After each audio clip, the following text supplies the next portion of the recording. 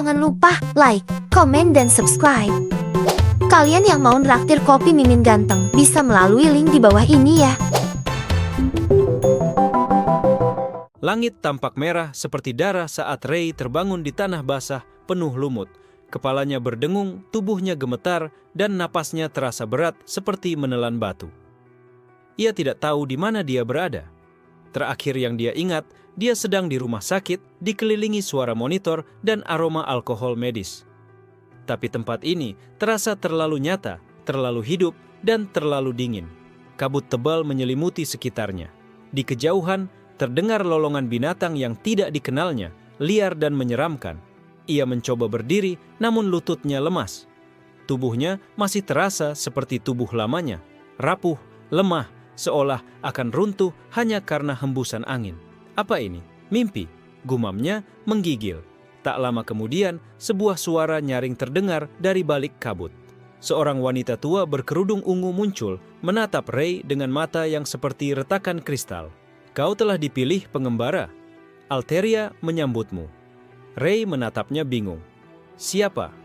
"Kau." Wanita itu tidak menjawab. Ia hanya mengangkat tangan, dan sebuah cahaya ungu menyelimuti tubuh Ray. Dalam sekejap, ia melihat bayangan dirinya. Terbakar, tercabik, lalu utuh kembali. Suara-suara ribuan orang terdengar bersamaan, berbisik satu kalimat yang sama. "Setiap kematian adalah langkah menuju kebangkitanmu." Kilatan cahaya menghilang. Wanita itu sudah tiada. Ray kini berdiri sendirian, tapi tubuhnya terasa sedikit berbeda. Ia bisa berdiri. Nafasnya tidak lagi sesak. Tangannya, walau masih kurus, terasa lebih ringan dan tangkas. Ia mulai berjalan, menyusuri hutan kabut. Setiap langkah membuatnya sadar bahwa ini bukan sekadar mimpi.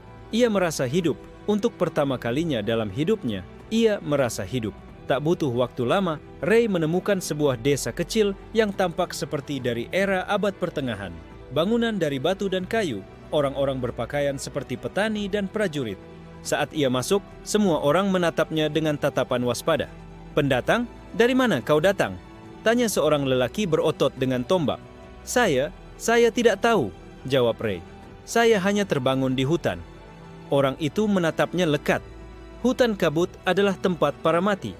Kau tak seharusnya keluar dari sana hidup-hidup." Ketegangan meningkat, tapi sebelum terjadi sesuatu, seorang gadis dengan jubah biru datang dan berdiri di antara mereka. "Biarkan dia. Aku akan membawanya ke sekte cahaya." Ia menarik. Ray dibawa ke tempat seperti kuil. Tempat ia diperiksa dan ditanya oleh para penyihir muda. Gadis tadi memperkenalkan dirinya sebagai Eris. Ia terlihat dingin, matanya seperti menilai setiap detil dari Ray.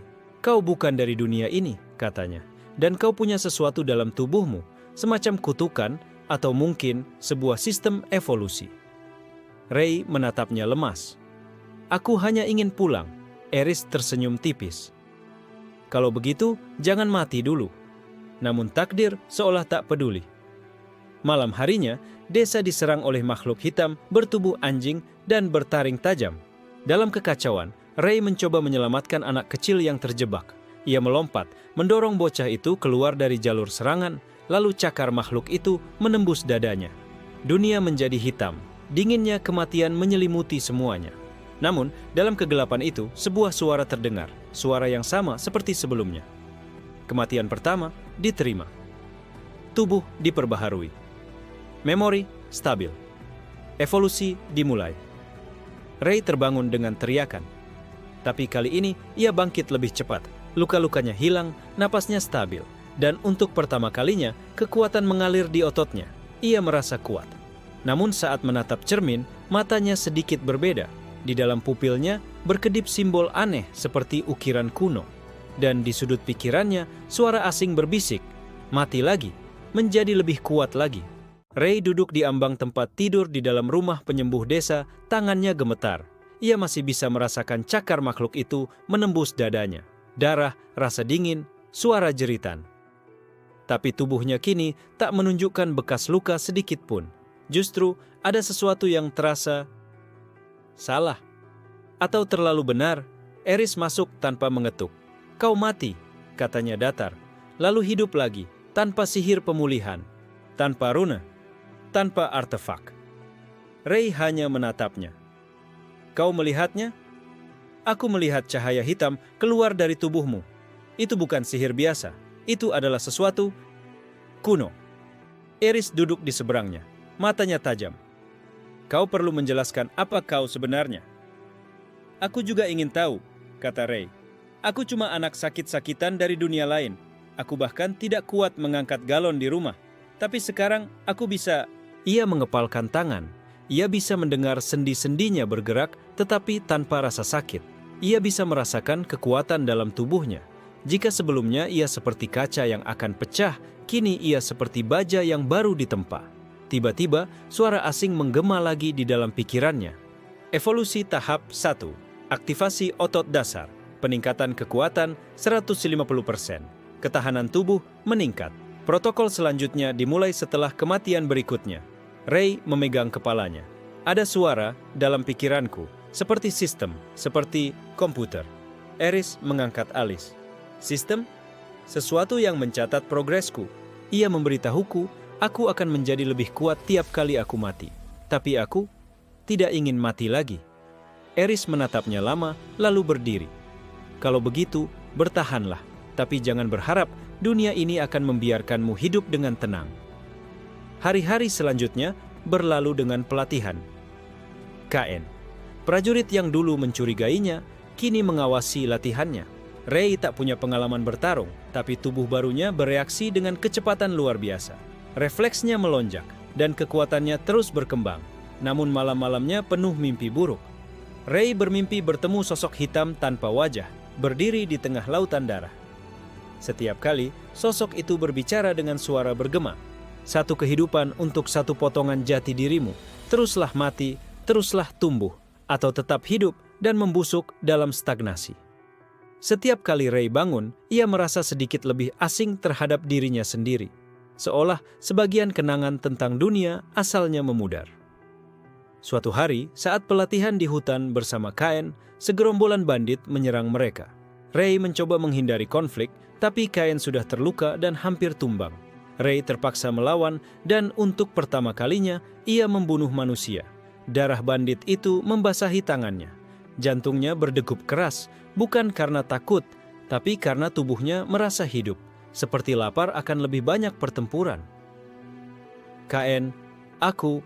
Ray tidak bisa menyelesaikan kalimatnya. Cain memandangnya diam. Selamat datang di Alteria, bocah. Ini bukan dunia yang memberi pilihan moral.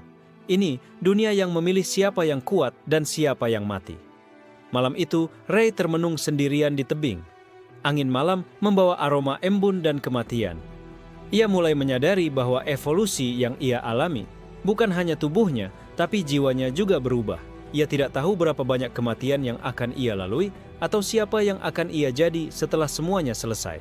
Tapi satu hal pasti, jalan kembali pulang mungkin tak pernah ada. Satu-satunya jalan adalah terus maju, terus mati, terus bangkit. Dan di kejauhan, dalam bayang-bayang, sesosok makhluk berjubah berdiri mengamatinya, tersenyum dengan wajah kosong. Kita lihat seberapa kuat kamu bisa jadi sebelum kau lupa siapa dirimu. Matahari belum terbit saat Ray terbangun dari mimpi buruknya. Ia memegang dadanya, berharap rasa sakit itu hanya ilusi tidur. Tapi tidak. Jantungnya berdegup seperti baru saja berlari maraton, dan keringat membasahi seluruh tubuhnya. Mimpi itu kembali, sosok tanpa wajah, lautan darah, dan suara itu. Suara yang terus mengajaknya mati.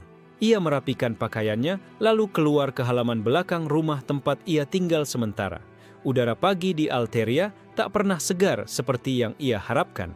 Selalu ada aroma debu, arang, dan darah samar di balik kesejukan embun. Cain sudah ada di sana, seperti biasa, memoles pedangnya yang sudah tumpul karena terlalu sering digunakan. Kau tampak seperti mayat hidup, katanya tanpa menoleh. Ray hanya mengangguk.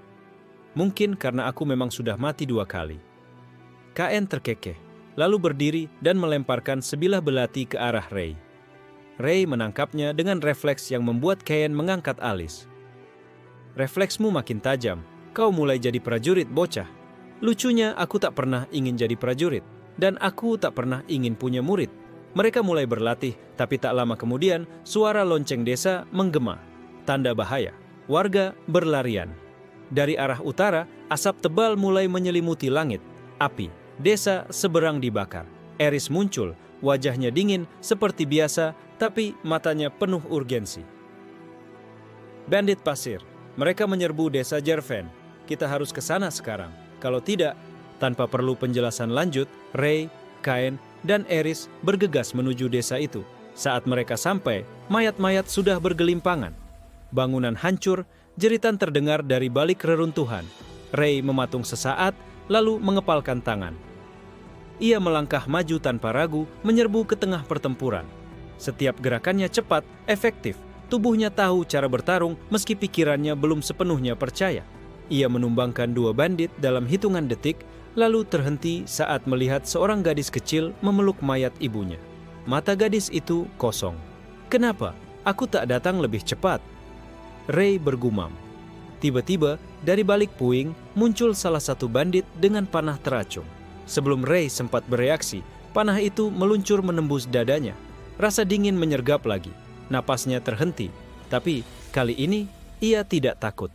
Kematian ketiga dikonfirmasi. Evolusi tahap 2 dimulai. Regenerasi aktif, adaptasi, refleks. Ingatan 97%. Fragmen identitas goyah. Ray terbangun di tempat yang sama. Tubuhnya langsung bergerak. Tidak hanya pulih, tapi langsung menyerang bandit yang tadi menembaknya. Dengan satu gerakan, ia menghancurkan tulang rahang pria itu. Warga desa yang melihatnya membelalakkan mata. Dia bangkit dari kematian. Eris mendekatinya setelah pertempuran usai. Wajahnya lebih pucat dari biasanya. Kau tahu berapa banyak makhluk yang bisa melakukan itu? 3. Dan 2 di antaranya adalah legenda. Kau yang keempat. Ray tidak menjawab. Matanya tertuju pada tangannya yang berlumuran darah. Bukan darah bandit saja, tapi darah dirinya sendiri. Ia tahu dirinya makin kuat, tapi ia juga merasa makin hampa. Setiap kematian membawa kekuatan, tapi juga menggerogoti siapa dirinya. Malam itu, ia duduk sendirian di bawah pohon tua.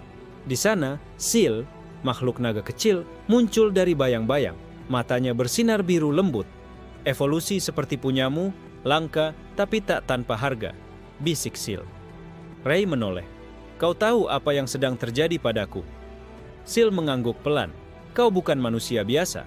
Kau semacam pecahan dari sesuatu yang dulu pernah ada di atas segalanya.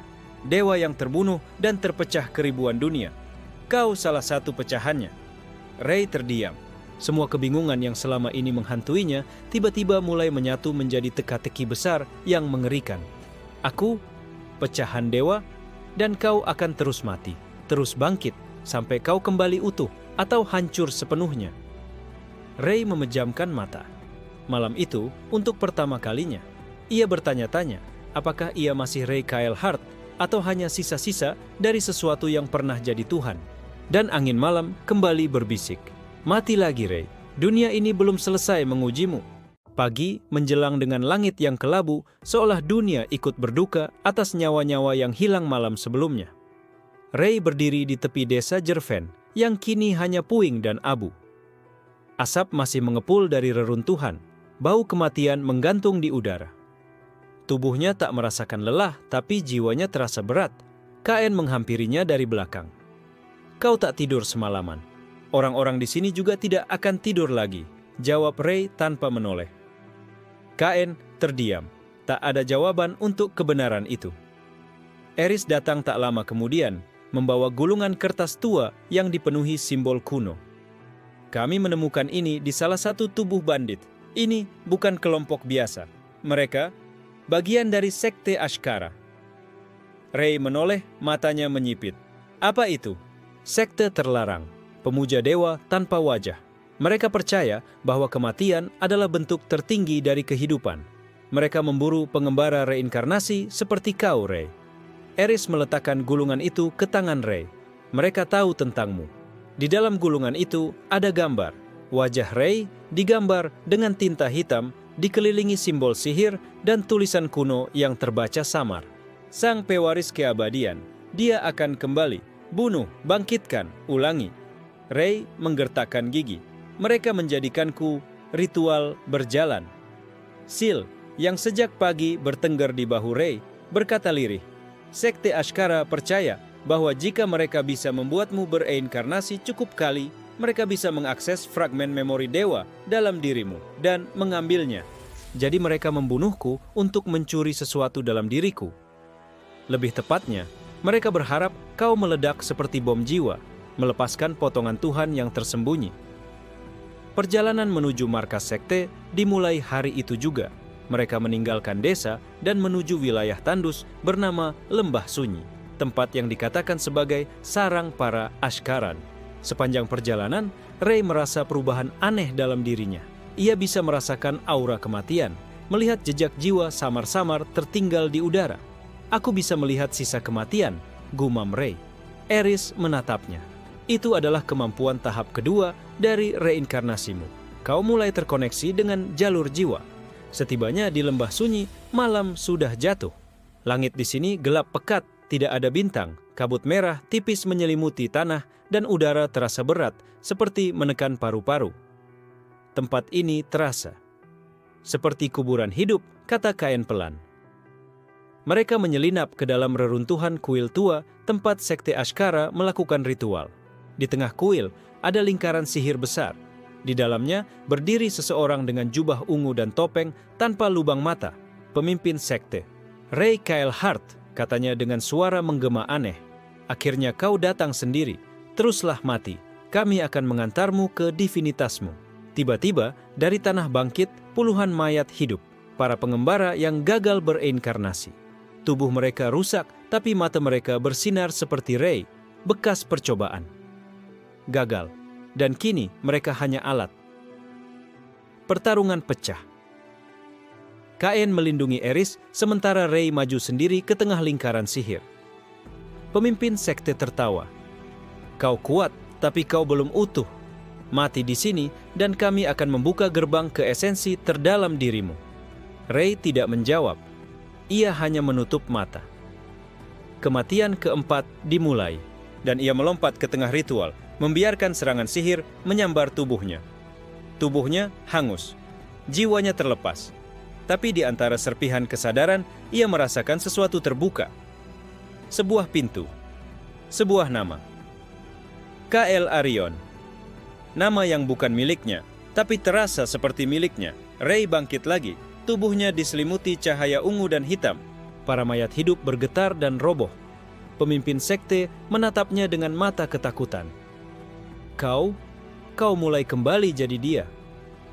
Ray menatapnya, kali ini bukan dengan kebingungan, tapi dengan keyakinan yang belum pernah ia miliki. Dan aku mulai mengingat siapa aku sebenarnya. Langkah Ray menggema di tengah reruntuhan kuil yang kini sunyi. Asap tipis mengalir dari tubuhnya yang baru bereinkarnasi. Bekas luka dari kematian sebelumnya telah hilang, digantikan oleh tubuh yang lebih tangguh, lebih sempurna, lebih tidak manusiawi. Matanya memantulkan cahaya keunguan samar. Di balik irisnya seolah ada pusaran bintang-bintang mati. Kain dan Eris mendekat perlahan, ragu-ragu. Ray? Suara Eris nyaris seperti bisikan. Ray memejamkan mata dan ketika membukanya kembali, tatapannya kembali normal, tapi nadanya lebih dalam, lebih mantap. Aku mulai ingat sesuatu, bukan tentang dunia lamaku, tapi tentang sebelum semua itu. Kyle Arion? Tanya Eris, nyaris gemetar. Itu nama yang kau sebut saat bangkit tadi. Ray mengangguk pelan. Itu bukan hanya nama, itu aku. Aku dulu Kyle Arion. Bukan manusia, bukan makhluk fana. Aku adalah salah satu dari 7 pilar kehidupan penjaga batas antara kematian dan kelahiran. Kalau begitu, KN melangkah mundur. Apa kau masih Ray Kyle Hart? Ray tak menjawab. Ia memandangi tangannya sendiri. Aku tidak tahu. Sil turun dari atas reruntuhan, mendarat di bahu Ray. Itulah takdirmu. Kau adalah pecahan jiwa dari Kyle Arion, sang dewa reinkarnasi. Tapi saat tubuh ilahimu hancur di perang dimensi, jiwamu terpecah ke banyak dunia, dan sekarang potongan itu mencoba kembali menyatu. Berapa banyak kematian yang dibutuhkan sampai aku jadi utuh? Bisik Ray. Sil menunduk. Tak ada angka pasti. Tapi setiap kali kau mati, kekuatan Kael Arion meresap ke dalammu lagi. Namun, ada bahaya. Apa? Kalau terlalu banyak fragmen masuk, terlalu cepat, dan tubuhmu belum siap, kau akan meledak. Seperti bintang runtuh, kau akan menghancurkan realitas di sekitarmu. Itulah kenapa Sekte Ashkara ingin mempercepat reinkarnasimu. Eris mencengkeram lengan Rey. Kita harus menghentikan ini sebelum mereka menemukan cara membangkitkan seluruh fragmen. Rey menatapnya. Atau sebelum aku sendiri menjadi sesuatu yang tak bisa dikendalikan. Mereka membawa jenazah pemimpin sekte kembali ke desa Elduin untuk diteliti. Di tubuhnya ditemukan kalung dengan simbol aneh, lingkaran di dalam segitiga dengan mata terbuka di tengahnya. Eris membeku saat melihatnya. Ini bukan simbol Ashkara. Ini dari sekte Gerbang Dalam. Kain mengerutkan alis. Mereka yang memuja realitas di balik realitas, Eris mengangguk. Sekte lebih tua, bahkan dari sejarah tertulis. Mereka percaya ada kekuatan yang lebih tua dari para dewa, sesuatu yang bahkan dewa pun takut padanya. Rey memandangi simbol itu, kepalanya mendadak nyeri hebat.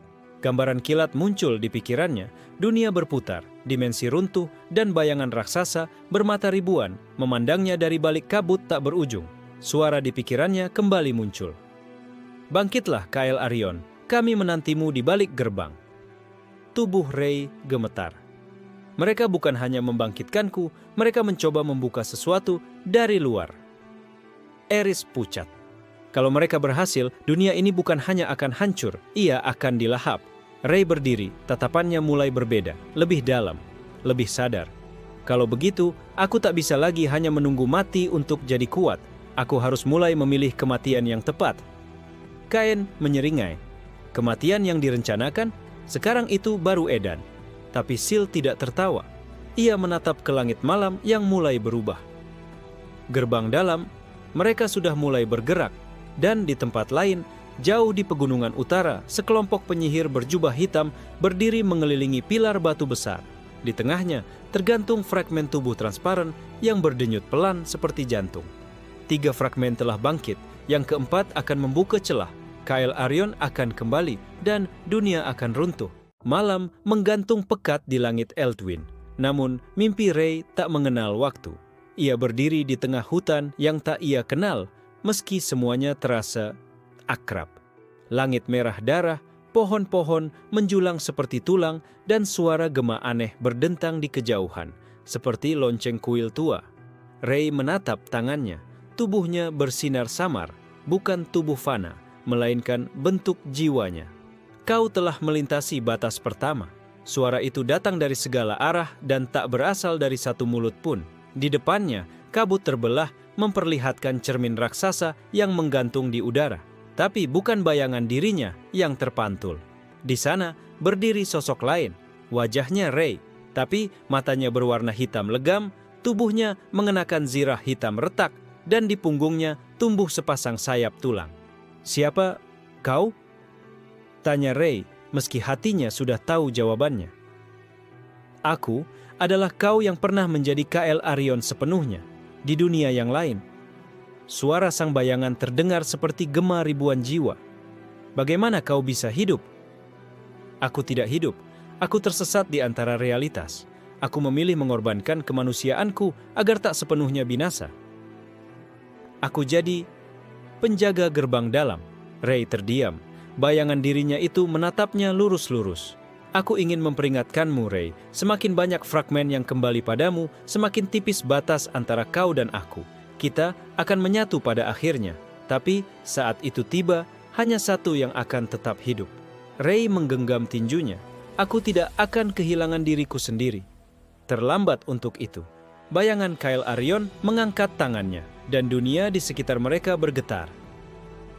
Tiba-tiba, Rey melihat dunia-dunia lain, pantulan dari dirinya di cermin-cermin melayang. Di satu dunia, ia adalah pembantai kerajaan. Di dunia lain, ia menjadi penjaga umat manusia. Ada juga satu versi dirinya yang menjadi Raja Iblis, dan satu lagi hanya mayat. Setiap kematianmu membuka kenangan dari dunia paralel. Setiap kekuatan yang kau dapat adalah serpihan takdir yang telah terjadi di dunia lain. Dan satu persatu, dunia-dunia itu hancur. Ray mundur selangkah, napasnya terengah. Aku tak ingin menjadi kalian. Bayangan itu mendekat dan wajahnya hanya sejengkal dari Ray. Tapi bisakah kau menolak kekuatan saat dunia ini mulai menyerah pada kehancuran? Ray terbangun mendadak, nafasnya berat, peluh membasahi tubuhnya, tapi matanya bersinar lebih tajam. Di luar, suara ketukan pintu terdengar. Itu Eris. Kau harus lihat ini, katanya. Di alun-alun desa, semua orang berkumpul. Di tengah, tergantung di udara, adalah simbol sekte gerbang dalam yang terbakar perlahan, terbentuk dari api sihir yang tidak dikenal. Di bawahnya, mayat utusan kerajaan terpaku pada tiang, jantungnya telah diambil. Di dadanya tertulis dengan darah, Kael Arion telah bangkit, dunia ini tinggal waktu. KN memandang Ray. Mereka tahu kamu sudah kembali. Ray menatap tulisan itu tanpa berkata apa-apa. Kepalanya dipenuhi suara bayangan dirinya dan gambaran dunia-dunia yang hancur. Apa kita akan melawan? Tanya Eris. Ray menjawab pelan. Kita tak bisa melawan. Kita harus lebih dulu jadi lebih kuat. Dan untuk itu, ia memandang ke timur, ke arah pegunungan Obsidius, tempat fragmen keempat dikabarkan disegel. Aku harus mati lagi. Kabut abadi menyelimuti pegunungan Obsidius, tempat yang dikutuk oleh sejarah dan dilupakan oleh peta. Tak ada suara burung, tak ada hembusan angin, hanya sunyi yang menekan dada seperti beban ribuan batu. Ray, KN, dan Eris menatap puncak kelam yang menjulang jauh di atas awan. Tempat ini terasa seperti kuburan dimensi, bisik Eris. Ray mengangguk. Karena memang itu, di bawah gunung ini tersegel salah satu versi diriku yang memilih untuk mengakhiri segalanya. Perjalanan naik tidak mudah. Setiap langkah membawa mereka melintasi penglihatan masa lalu, ilusi atau fragmen kenangan. Ray melihat bayangan ibu yang tak pernah ia ingat. Eris melihat dirinya terikat dalam ritual pengorbanan, dan Kain hanya menatap diam, menahan sesuatu yang tidak pernah ia bicarakan. Mereka mencapai mulut gua di dekat puncak, tempat di mana energi gelap terasa berdenyut seperti detak jantung. Di dalamnya, dinding-dinding batu berukir simbol kuno dalam bahasa dewa. Di tengah ruang utama gua, duduk seorang pria, tubuhnya terlilit akar obsidian, matanya tertutup kain putih, dan auranya seperti kehampaan itu sendiri. Ray mendekat perlahan. Jantungnya berdetak tak menentu. Itu aku, bisiknya. Aku yang menyerah. Pria itu membuka mulut tanpa membuka mata. Suaranya dalam, seolah keluar dari pusaran waktu. Kau datang untuk membunuhku agar kau bisa melangkah lebih jauh. Ray tak menyangkal. Aku butuh kekuatanmu. Kita bagian dari satu jiwa, tapi hanya satu dari kita yang bisa melanjutkan. KN menggenggam gagang pedangnya. Apa ini perlu jadi pertarungan? Sang bayangan mengangguk. Ini bukan tentang kekuatan. Ini tentang kehendak. Hanya yang paling percaya akan kelanjutannya, yang bisa membawa fragmen ini. Ray maju ke tengah lingkaran rune. Tiba-tiba tubuhnya terlempar ke dalam kesadaran bayangan itu, ke dunia di mana semua telah hancur. Ia berdiri di tengah puing-puing dunia paralel. Langit retak, laut terbakar. Dan dirinya, versi yang menyerah, berdiri di ujung menara dunia, memegang pedang patah. Aku memilih untuk tak bangkit lagi, kata sang bayangan. Karena tak ada gunanya, dunia selalu berakhir. Tapi aku masih percaya pada dunia ini, jawab Ray. Bukan soal percaya, ini soal apa yang siap kau korbankan untuk melindunginya. Tiba-tiba sang bayangan menyerang, bukan dengan kekuatan fisik, tapi dengan kenangan. Ray terhuyung melihat ratusan masa lalunya dilempar ke wajahnya. Setiap kematian, setiap penderitaan, wajah-wajah yang ia lupakan. Termasuk versi dirinya yang membunuh seluruh dunia. Lihat siapa dirimu. Kau bukan pahlawan. Kau adalah serpihan yang terkontaminasi. Ray jatuh berlutut, tapi kemudian suara kecil muncul, Sil, jauh di kejauhan. Kau bukan hanya bagian dari Kael Arion, kau juga Ray. Kau adalah kehendak baru. Kau bisa memilih untuk tidak menjadi seperti mereka. Ray berdiri perlahan. Darah mengucur dari matanya, tapi ia tak goyah. Aku tidak akan menyangkal masa laluku, tapi aku juga tidak akan menyerah. Kalau aku harus membunuh diriku sendiri untuk menyelamatkan dunia ini, maka aku akan melakukannya tanpa ragu. Ia mengangkat tangannya, dan dari dalam tubuhnya cahaya putih mengalir. Bayangan Kyle Arion menyerah, perlahan terurai menjadi partikel cahaya, lalu menyatu ke dalam Ray. Fragmen keempat terintegrasi. Aktivasi kemampuan katalis dimensi. Resistensi terhadap manipulasi waktu plus 64%. Memori dari 3142 reinkarnasi terhubung. Ray terjatuh ke tanah, napas terengah. Tapi ia bangkit lagi, tubuhnya kini dikelilingi aura putih keperakan. Matanya bersinar dengan keyakinan yang tak pernah ia punya sebelumnya. Eris dan Kain segera menghampiri. "Kau berhasil?" tanya Eris. Ray mengangguk. "Ya, tapi aku tahu sekarang, ini baru awal dari perang sesungguhnya." Kain menatap langit. Langitnya berubah warna. Dari arah timur, langit mulai terbelah perlahan, dan sesosok mata raksasa mengintip dari balik celah realitas. Gerbang dalam sudah mulai terbuka. Langit terbelah. Tak seperti awan yang merekah, ini lebih seperti robekan pada kain realitas itu sendiri. Di balik celah itu muncul mata raksasa tanpa kelopak, mengambang di kehampaan, berputar pelan seolah menatap langsung ke dalam jiwa Ray. Semua yang menyaksikannya berlutut bukan karena takut, tapi karena jiwa mereka gemetar, seolah diseret oleh gravitasi dari sesuatu yang tak seharusnya eksis. Ray berdiri diam, wajahnya pucat, cahaya di matanya berkedip lemah. "Itu bukan dewa," bisik Eris. "Itu lebih tua dari dewa manapun." Sil menggigil di pundak Ray. "Itulah yang selama ini kutakuti.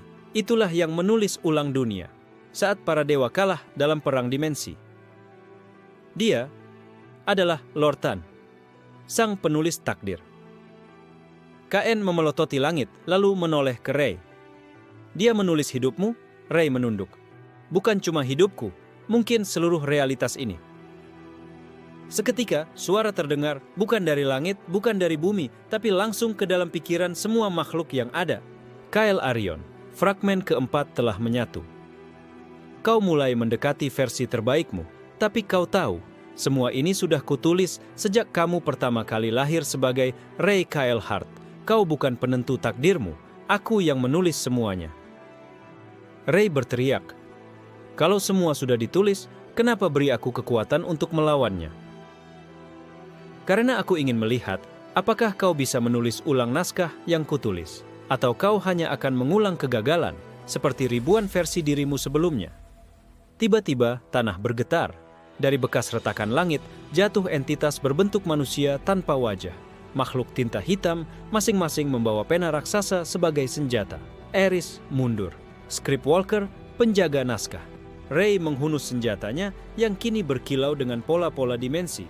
"Kalau dia ingin melihat aku melawan, maka aku akan kasih pertunjukan." Pertarungan pun pecah. Scriptwalker menulis serangan mereka di udara, dan kenyataan langsung mengikuti. Mereka menulis, pedang Ray meledak, dan seketika senjata Ray retak. Kain berseru, mereka bisa menulis ulang kenyataan. Eris segera membuat lingkaran pelindung, menuliskan mantra pembatalan, tapi hanya bertahan beberapa detik. Sil berteriak dari atas batu, "Ray, gunakan katalis dimensi, buka jalur ke versi dirimu yang sudah melawan mereka sebelumnya." Ray memejamkan mata, menyatukan 4 fragmen di dalam jiwanya. Cahaya keperakan meledak. Ia membuka pintu kecil di udara, dan dari sana muncul gambaran dirinya di dunia paralel saat ia pernah menjadi pemusnah Scriptwalker. Ray menarik memori itu, mengintegrasikannya. Aktivasi kemampuan baru. Pentir. Dapat menolak satu penulisan takdir per 24 jam. Salah satu Scriptwalker menulis. Ray kehilangan nyawanya, tapi huruf-huruf itu terbakar sebelum selesai. Ray berdiri, cahaya dari tubuhnya makin menyala. Ia menulis di udara dengan jari.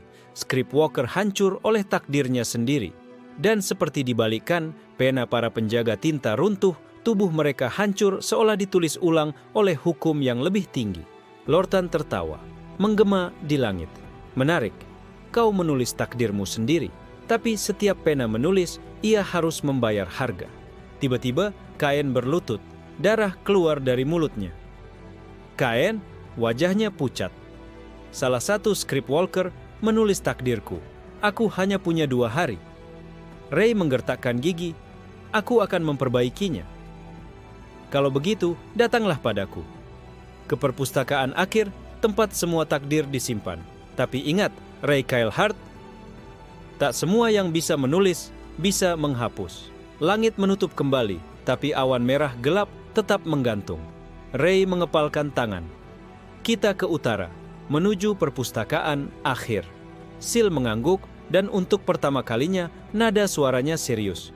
Itu bukan tempat biasa. Itu tempat bahkan para dewa datang untuk menyerah. Perjalanan menuju utara menuntun Ray dan yang lainnya ke ujung dunia yang bahkan tidak tercatat dalam pita manapun. Di sana berdiri sebuah menara hitam raksasa yang menjulang menembus awan kelabu, dikelilingi oleh hening yang membuat langkah sendiri terdengar seperti gemuruh. Itulah perpustakaan akhir. Tempat semua takdir ditulis, dicatat, atau dihapus. Sil mengepakkan sayap kecilnya dengan gugup. Dunia ini tidak boleh berada di tempat ini terlalu lama. Waktu di sini tidak lurus, kadang maju, kadang terbalik. Kain menggenggam perutnya, napasnya pendek. Aku bisa rasakan, sisa tulisannya semakin mendalam. Eris menatap Ray. Apa yang akan kau lakukan jika menemukan takdirmu telah lengkap? Jika ternyata tak bisa diubah? Ray menatap menara hitam itu, matanya tenang. Kalau itu terjadi, maka aku akan menulis halaman baru, dengan darahku kalau perlu. Saat mereka memasuki bangunan itu, pintu raksasa terbuka tanpa disentuh. Di dalam, ribuan rak melayang di udara, membentuk spiral tanpa ujung. Buku-buku tua, bersinar lembut atau menghitam pekat, berbisik pelan, seolah menyimpan jiwa para tokohnya. Seorang penjaga muncul dari balik bayangan, bukan makhluk, bukan manusia, tapi bayangan dengan wajah datar seperti topeng kosong. Ia menunjuk Ray. Kau yang belum ditentukan, satu dari sedikit yang tak punya akhir. Ray berjalan maju, dan rak-rak buku perlahan menjauh memperlihatkan sebuah panggung berbentuk lingkaran di tengah aula. Di atasnya duduk satu buku yang tampak biasa. Berdebu, lusuh. Tapi begitu Ray menyentuhnya, semua lampu di ruangan padam. Buku itu terbuka sendiri, halaman demi halaman, kosong. Kain berbisik, takdirmu belum pernah ditulis. Eris lebih bingung. Atau sudah ditulis, lalu dihapus. Ray menyentuh bagian belakang buku, dan di sana satu halaman tertulis. Kyle Arion, fragmen terakhir akan membuat pilihan. Hidup sebagai penulis baru, atau mati dan menjadi tinta. Ray mundur satu langkah. Apa artinya ini? Suara asing terdengar dari kegelapan. Artinya, kau bisa memilih jadi alat atau menjadi penulis. Muncul sosok berjubah ungu kehitaman, wajahnya tersembunyi di balik tudung. Tapi yang aneh, tubuhnya nyaris tak memancarkan keberadaan.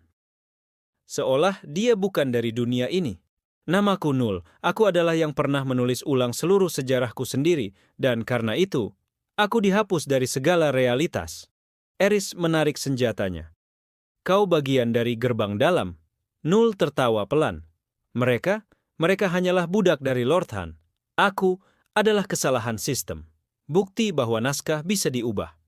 Bahkan tanpa izin penulis. Ray mendekat. Apa yang kau inginkan?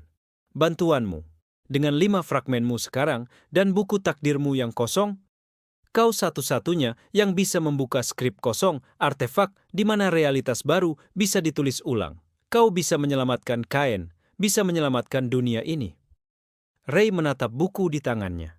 Dan kau ingin aku menulis ulang dunia sesuai kehendakmu? Nul menggeleng. Tidak, aku ingin kau menulisnya bebas. Tapi ingat, setiap pena butuh tinta. Dan tinta terbaik adalah kenangan dan pengorbanan. Kain jatuh berlutut lagi. Waktunya hampir habis. Ray mendekat ke altar tulisan, pena sihir muncul di tangannya. Ia bersiap menulis. Tapi halaman itu menolak.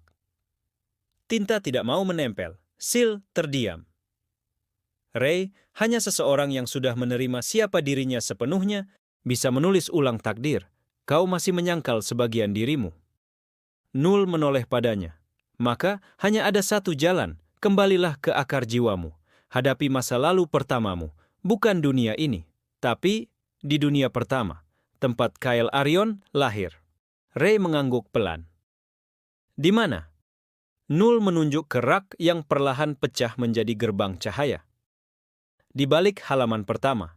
Di sana tak ada waktu, tak ada bentuk, hanya jiwa telanjang dan kehendak murni. Ray menatap Kain yang makin lemah, lalu ke Eris yang menggenggam tangannya. Aku akan kembali, kata Ray. Dan saat aku kembali, aku akan menulis ulang segalanya. Ia melangkah ke dalam gerbang cahaya, tubuhnya larut perlahan. Dan perpustakaan akhir menutup dirinya kembali. Ray terjun ke dalam gerbang cahaya. Tak ada sensasi jatuh, tak ada arah, tak ada waktu, dunia kehilangan bentuknya. Yang tersisa hanyalah warna-warna tak dikenal, emosi murni, dan gema suara yang bukan suara. Selamat datang di halaman pertama, tempat sebelum huruf pertama ditulis. Di tengah kehampaan itu terbentuklah sebuah daratan, bukan dari tanah, tapi dari kenangan. Langit di atasnya berdenyut seperti nadi. Di tengahnya berdiri sebuah istana terapung, bukan istana megah, melainkan struktur yang terus berubah wujud, seperti kenangan yang belum stabil. Ray berdiri di tengahnya. Tubuhnya berubah, bukan menjadi wujudnya sekarang, tapi wujud lain. Sosok tinggi, bersinar perak, dengan mata berisi galaksi. Ia tak hanya menjadi Kyle Arion, ia kembali menjadi dia. Ini aku, sebelum semua pecah. Dari kejauhan, datang sosok berjubah emas, arogan, mata bercahaya ungu, memegang pena panjang seolah itu adalah tongkat kekuasaan. Aku Lortan, penulis pertama. Kau adalah ciptaanku. Ray, Kyle Arion mengerutkan kening. Tidak, aku adalah kehendak para dunia. Aku terbentuk dari keinginan mereka akan penyelamat. Lortan tersenyum dingin. Kau ingin percaya itu? Silakan, tapi kau lahir dari naskahku. Aku yang membentukmu, lalu kupecah jiwamu ke ribuan dunia karena kau mencoba membunuhku. Sekarang kau kembali dan ingin menulis ulang segalanya? Kyle Arion mengangkat tangannya. Ribuan potongan cahaya muncul, fragmen masa lalu Ray, semua kehidupan yang telah ia alami. Aku hidup, mati, dan lahir kembali ribuan kali, bukan karena kau menulisnya, katanya, tapi karena aku terus menolak naskahmu. Lortan menciptakan pena baru di udara dan mulai menulis. Kyle Arion menyerah dan dilupakan. Tapi sebelum tinta menyentuh realitas, Kyle Arion menghunus senjatanya yang terbuat dari tekad dan memotong kalimat itu di udara. Dunia berguncang. Halaman pertama, bukan milikmu lagi. Seketika, tempat itu berubah. Ray mulai mengingat, ia bukan hanya ciptaan. Ia adalah kesalahan sengaja dari sistem. Ketika dunia pertama meminta jalan keluar dari takdir, lahirlah dia, Kyle Arion, entitas tanpa akhir yang tidak bisa dikendalikan. Aku bukan tokoh, aku adalah glitch dalam kisahmu, dan glitch akan selalu berontak.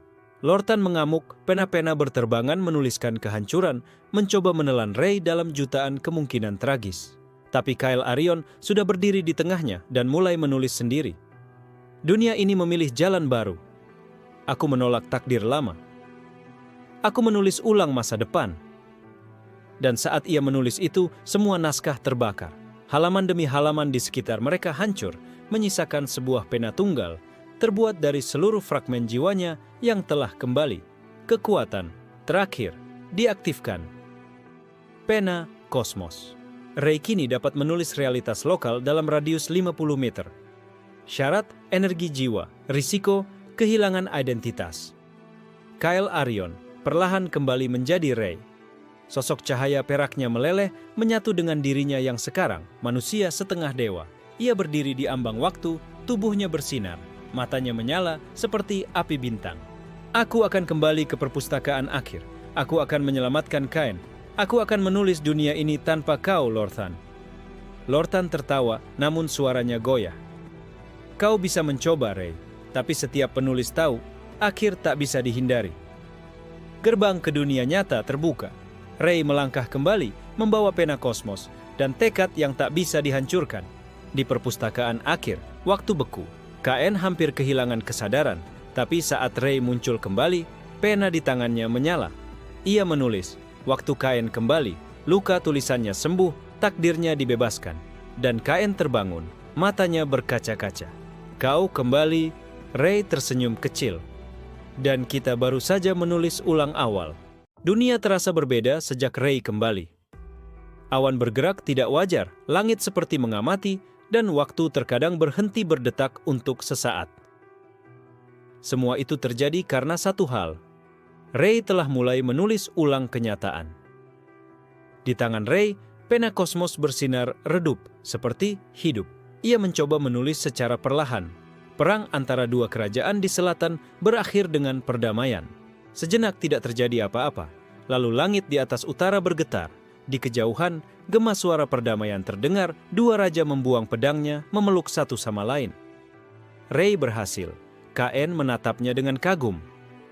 Kau benar-benar bisa ubah dunia. Tapi Sil tampak gelisah. Ia berputar-putar di udara, menatap langit yang semakin retak. Kau mengubah jalur takdir terlalu cepat. Eris juga menyadari. Apa kau merasakannya? Ada sesuatu yang datang, tidak dari dunia ini.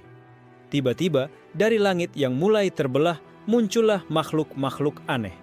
Tubuh mereka panjang, terbuat dari huruf-huruf mengambang yang terus berubah. Wajah mereka datar seperti lembar kosong.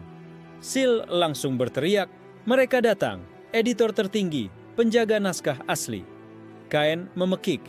Bukannya mereka hanya legenda? Ray mengangkat pena kosmos, dan saat itu juga realitas di sekelilingnya mulai menggeliat. Editor tertinggi mendarat, dan salah satu dari mereka berbicara tanpa membuka mulut. Penulis baru terdeteksi. Penulisan tanpa izin.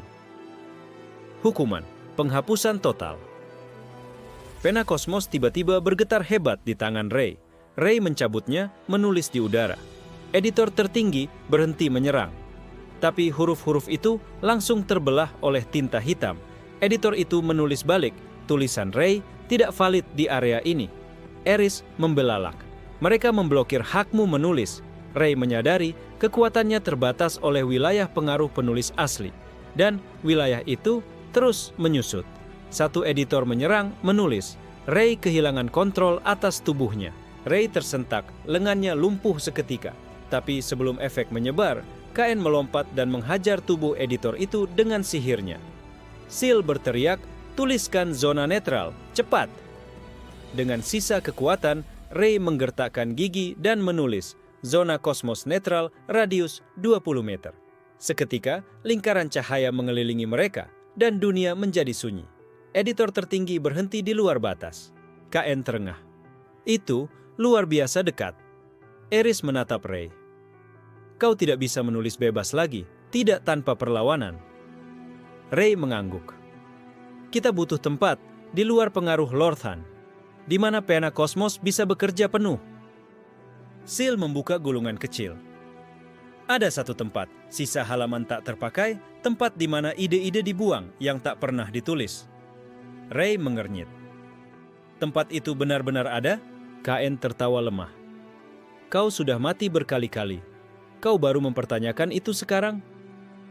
Mereka bersiap, tapi sebelum mereka berangkat, suara lembut menyusup ke pikiran Ray. Kau sudah menulis 2 kali. Tapi ingat, pena kosmos butuh bayaran. Jiwa, kenangan, atau identitas. Kau hanya bisa membayar dengan salah satunya, dan kau hanya punya sedikit dari ketiganya. Ray memandangi tangannya. Ia mulai kehilangan sebagian kenangan lamanya. Nama-nama masa kecilnya kabur. Bahkan suara ibunya mulai pudar. Aku akan menulis dunia yang lebih baik, katanya pelan. Meskipun aku tak ingat siapa aku saat itu terjadi. Dengan langkah berat, mereka menuju tempat pembuangan ide. Dunia yang tak pernah masuk cerita. Tempat terakhir di mana kebebasan menulis masih mungkin.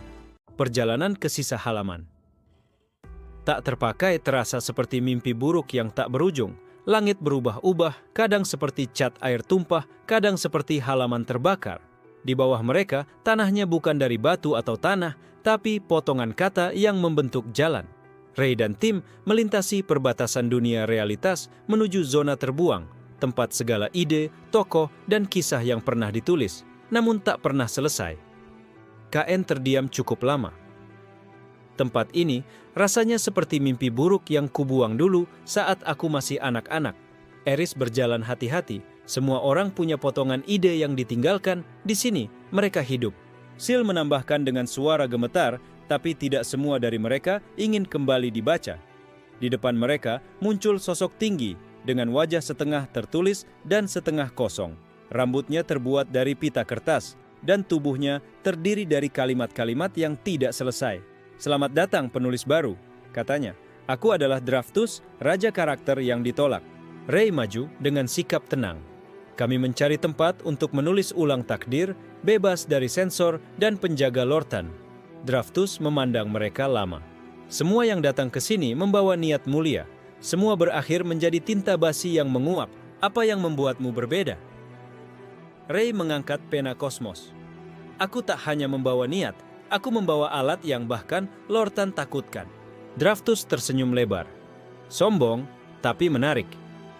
Ia menjentikkan jarinya. Seketika, makhluk-makhluk dari cerita tak selesai mulai muncul. Seorang kesatria yang kehilangan bab pertarungan klimaksnya, gadis penyihir yang tak pernah punya dialog, dan monster yang hanya diberi nama, tapi tidak pernah identitas. Mereka mengelilingi Ray dan tim. KN mengangkat tangan siap bertarung. Eris mencabut belatinya. Sil melayang di atas, bersinar terang. Namun Ray melangkah ke tengah dan berkata, "Aku di sini bukan untuk menulis kalian ulang, tapi untuk membaca kalian terlebih dahulu." Semua makhluk berhenti. Ray menulis di udara. "Selama 1 jam, semua karakter di sini akan diakui sebagai bagian dari kisah yang layak." Kilatan cahaya mengalir. Draftus menatap Ray dengan mata berkaca. "Kau berbeda dari penulis yang lain. Kau tidak ingin menguasai. Kau ingin memahami." "Karena aku tahu rasa dibuang." "Aku adalah kesalahan sistem," jawab Ray. Draftus akhirnya menunjuk ke sebuah gua besar berbentuk pena patah. Di dalam sana ada lembaran putih murni, halaman yang belum pernah disentuh pena manapun.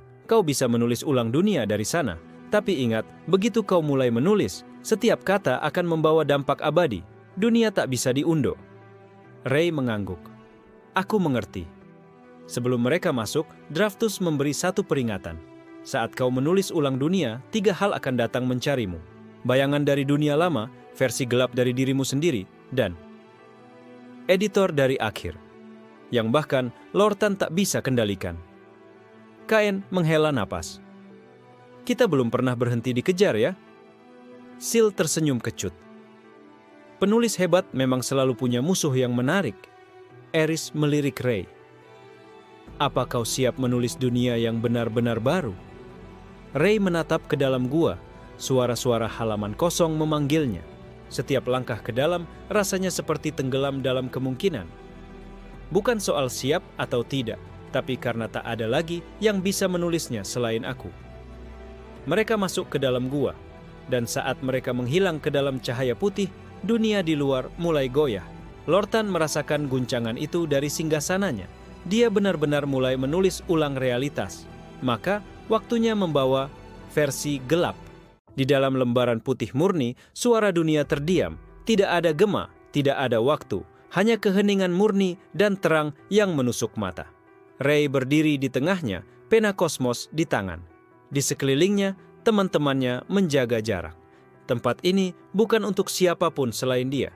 Ini adalah ruang yang hanya bisa diisi oleh satu pikiran, satu kehendak untuk mencipta ulang. Ray menunduk, menghela napas panjang, lalu mulai menulis. Dunia ini tidak lagi dikendalikan oleh takdir.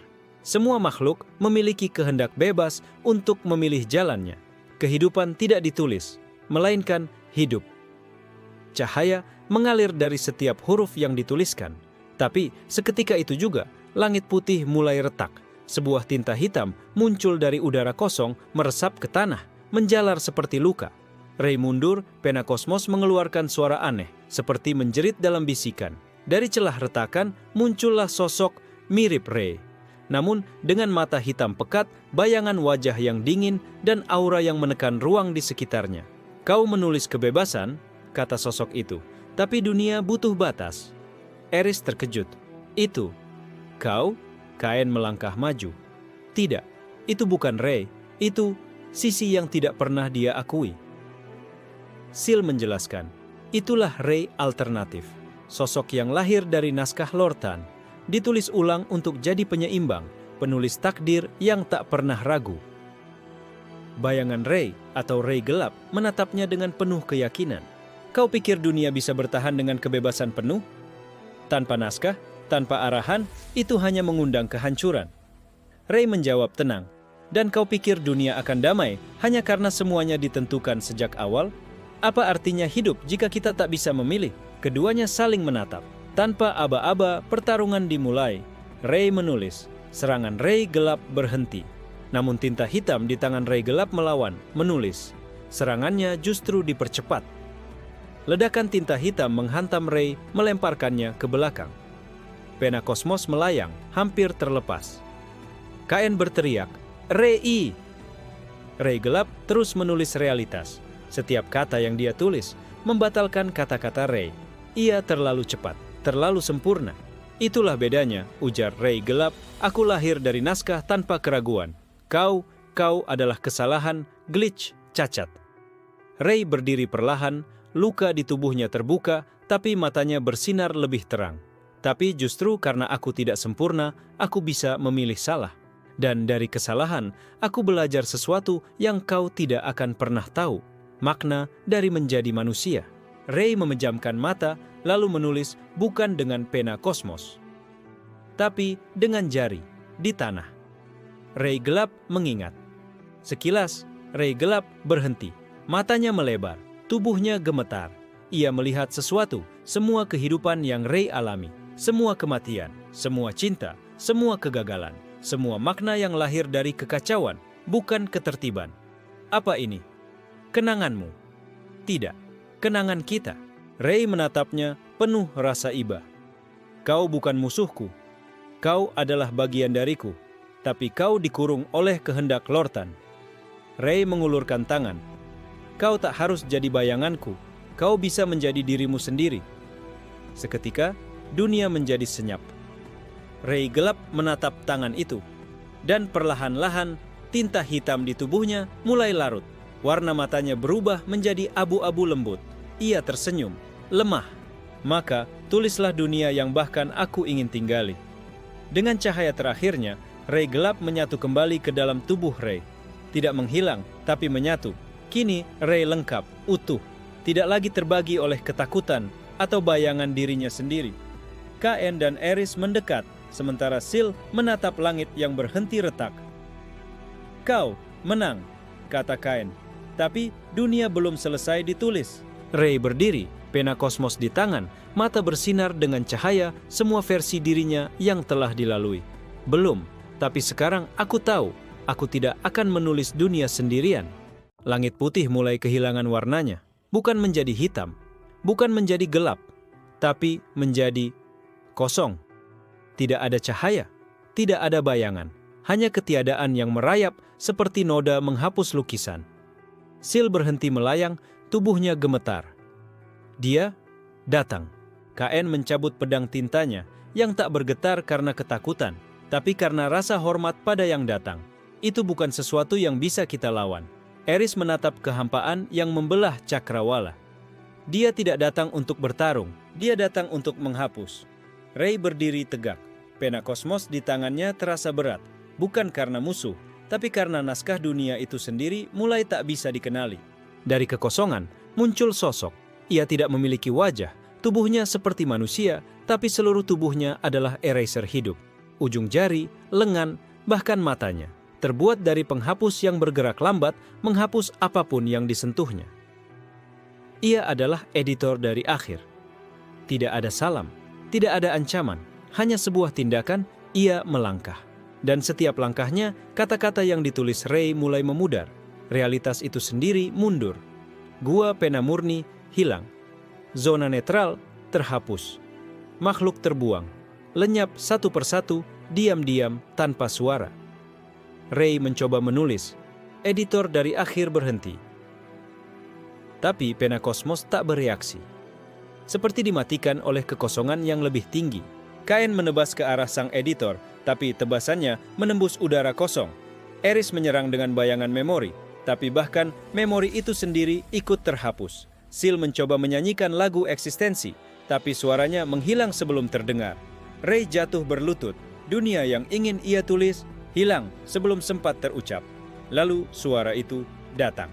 Apakah kau mengira kau bisa menulis akhir dari dunia yang sudah kututup? Editor dari akhir akhirnya berbicara. Suaranya bukan bunyi, tapi kehampaan. Kata-katanya terasa seperti kekosongan yang dibungkus makna. Semua cerita harus berakhir. Ray menunduk, menggenggam pena kosmos lebih erat. Aku tahu, tapi dia bangkit perlahan. Dan aku tahu, setiap akhir bisa ditulis ulang, bahkan jika itu dimulai dari hapusannya sendiri. Tiba-tiba, Ray menggigit jarinya sendiri. Dengan darahnya, ia menulis di tanah. Akhir adalah awal yang belum diberi nama. Langit yang hampa retak untuk sesaat.